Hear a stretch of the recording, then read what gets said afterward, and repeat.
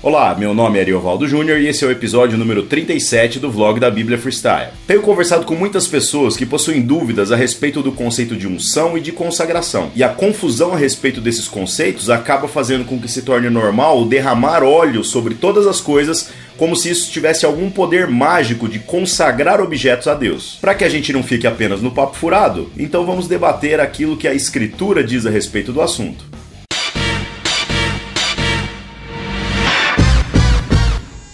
No Antigo Testamento, encontramos diversas passagens onde o óleo é utilizado como uma figura que representa o Espírito Santo. Os profetas e sacerdotes utilizavam óleo para ungir os reis, por exemplo. E da aplicação fora de contexto dessas passagens é que surgiu um monte de gente dentro das igrejas que passou a se apresentar como ungido do Senhor. E se isso já não fosse ruim o suficiente, criamos a prática de consagrar coisas a Deus mediante a aplicação de óleo, como se alguma coisa nesse mundo já não fosse de Deus. O que vemos são pessoas consagrando casas, carros, empresas, mas onde nós encontramos nas Escrituras uma base bíblica sólida para defender tal prática? E aí chove gente citando versículos do Antigo Testamento totalmente fora de contextos para justificar tais atitudes. Dizem que o povo de Israel ungiu os batentes da porta para que o anjo da morte não entrasse, e na afobação de tentar encontrar uma explicação para suas práticas, acabam se confundindo. Inclusive nesta passagem, o que está escrito é que eles passaram sangue nos batentes da porta e não óleo. E o propósito desse sangue era afastar o anjo da morte enviado pelo Senhor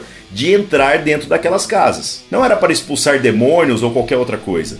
Analisando as Escrituras como um todo, percebemos facilmente que além do óleo ser uma figura do Espírito Santo sobre a vida de determinados homens, ele também possuía uma função medicinal. E esse óleo especial era usado para curar diversas enfermidades. Entender o óleo como remédio muda muito o nosso entendimento sobre várias passagens. Inclusive Tiago, capítulo 5, versos 14 e 15. Está alguém entre vós doente? Chame os presbíteros da igreja e orem sobre ele, ungindo-o com azeite em nome do Senhor. E a oração da fé levantará o doente, e se houver cometido pecado, ser-lhe-ão perdoados. Perceba duas coisas interessantes nessa passagem que às vezes passam desapercebidas. A primeira é que a oração da fé salvará o doente. Não é o óleo que salvará o doente, mas a oração da fé. A segunda coisa que podemos perceber claramente é que a palavra utilizada como consequência desta oração é salvará e não curará. Se olharmos o capítulo todo, perceberemos que Paulo fala sobre as angústias da vida de um cristão. E o entendimento mais razoável que podemos ter sobre esta passagem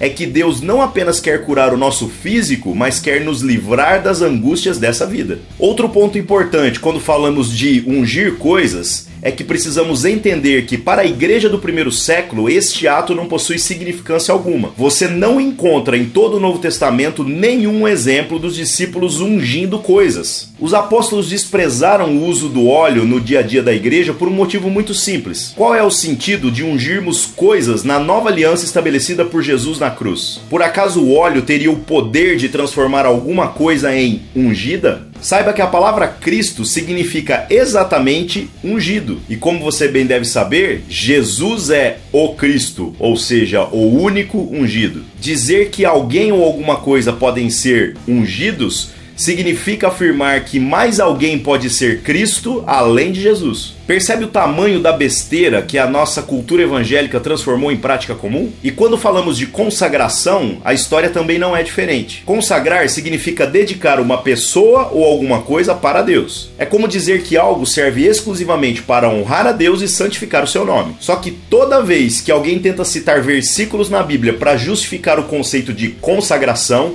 vai apelar para o Antigo Testamento. Mas a igreja do primeiro século tem um entendimento muito mais elevado sobre isso. A igreja do primeiro século não consagra coisas ou pessoas porque ela entende que, na verdade, ser cristão já significa ser consagrado. Ninguém pode servir a Cristo se não dedica sua vida a honrar e santificar o seu nome. Quanto a carros, prédios, instrumentos musicais e demais coisas, tudo isso não pode ser chamado de santo de maneira alguma. Porque santo na nova aliança é aquele que recebe do Espírito de Deus, e o Espírito Santo de Deus não habita em nada que é construído pelas mãos humanas. Do entendimento equivocado de que alguma coisa pode ser consagrada ao diabo, é que vem essas baboseiras todas na vida da igreja, de quebra de maldições e consagrar coisas a Deus. O uso de cada uma das coisas é que determina se elas servem para adorar a Deus ou não. Seja um instrumento musical ou um bisturi, nas mãos certas isso produz vida, e nas mãos erradas pode produzir morte. Logo, a consagração não é dos objetos em si mesmos, mas da vida das pessoas que os utilizam. E como o apóstolo Paulo bem observou, todas as coisas são puras para aqueles que são puros, e nada é puro para aqueles que são contaminados e infiéis. Eu espero ter colaborado com o seu entendimento sobre o assunto, e se você gostou desse vídeo, dê um like aqui embaixo e compartilhe com seus amigos. Inscreva-se no canal e receba atualizações todas as semanas sobre novos vídeos. Agradeço sua audiência